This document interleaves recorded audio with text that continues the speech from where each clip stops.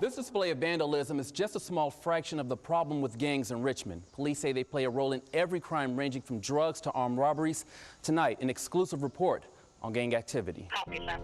From corner to corner, block to block, they roam the streets, making their mark. Gang activity and gang violence is still prevalent within the city limits. It's not as in your face as it once was, say, 4 or 5 years ago. Police say neighborhood gangs have become smarter to avoid getting caught. They're more discreet about their activity. Out of sight, but not out of mind. Their presence is still felt. It's not illegal to be a gang member.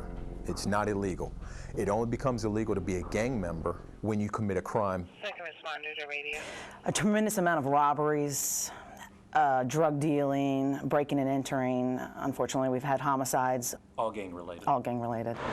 Day and night, more than 40 active gangs plague the city of Richmond. Whether it be your Bloods, your Crips, your Latin Kings, your MS-13, we by far and away have more of your homegrown gangs. It's all crazy.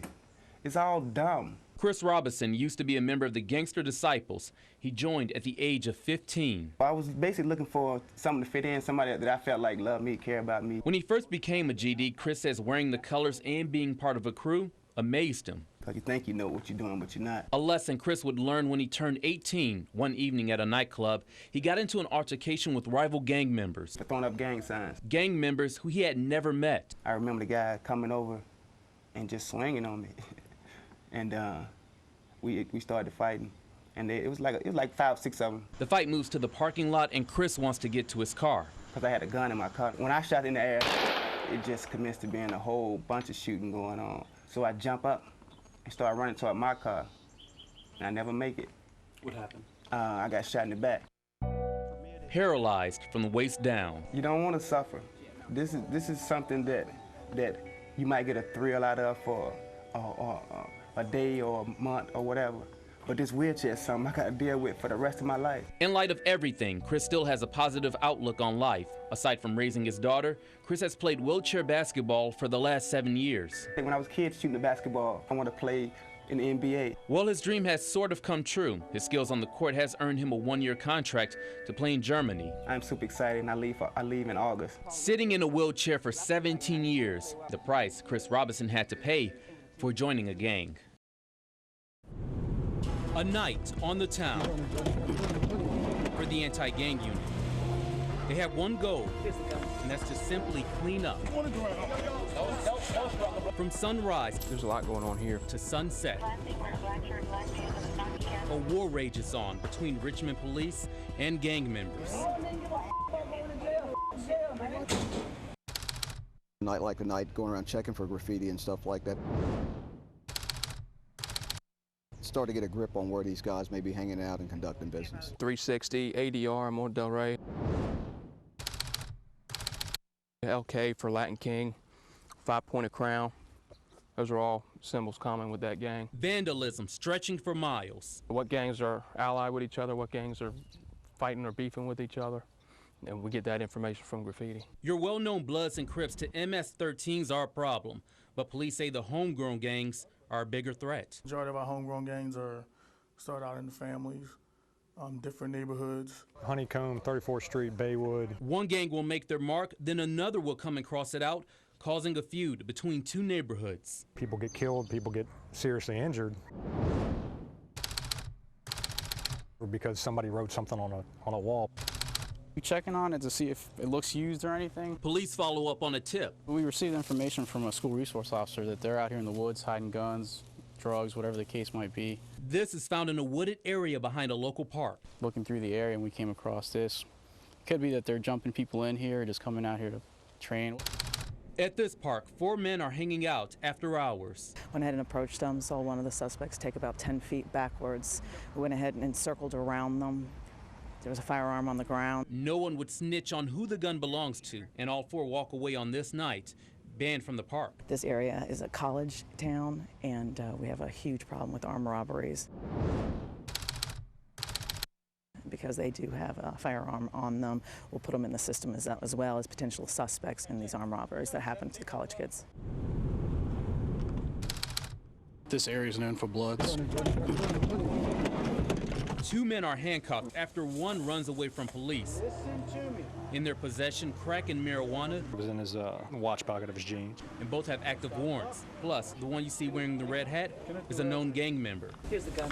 A .380 is found in the grass just feet away. With the extended clip on it. While being read their rights, one man lashes out, only to end with the two going to jail. The streets are recruiting at a young age. I actually became a GD at the age of 12. I was a ticking time bomb. I had stuff on lock. Tell me what you used to do. I was, you know what I'm saying, I sold crack. I went out in the streets to find some type of father figure, you know what I'm saying, some type of brother. Do you have any regret? Do I have any regret? Yeah, I do. Donovan Wright is on the verge of reforming his life. He says gangbanging is now a thing of the past. Until my last 4 years, I was still doing it. Donovan Wright is just one name, one of the 360 names that's kept on record here at the probation office, where each name is classified as a gang member in Richmond. It's a crazy lifestyle they lead. A crazy lifestyle that Donovan wishes he could erase. He spent years nickel and diming, fighting rival gangs to the point of taking it too far. I got into a shootout. One that ended with an innocent bystander taking a bullet. And though the young lady lived, Donovan paid a huge price. I'm 26 years old. I lost 8 years of my life incarcerated. One man who was just one example. It's hard for a person to get out of the penitentiary that's in the gang and go back to the same community and make a change. A psycho senior probation officer, Mindy Applewhite, says she sees passed down from one generation to the next. I even have a client who's used to bring his 2-year-old daughter in, and now his 2-year-old daughter is a gang member. The probation officers meet with their gang members frequently, hoping to keep them on the right track. And all this crap is going to get you 6 feet under if you don't stop, okay? Those colors run deep. 20 years on the job with an eye-catching display showing those colors. Are you a fan or an expert when you look at this? I'm considered a gang expert.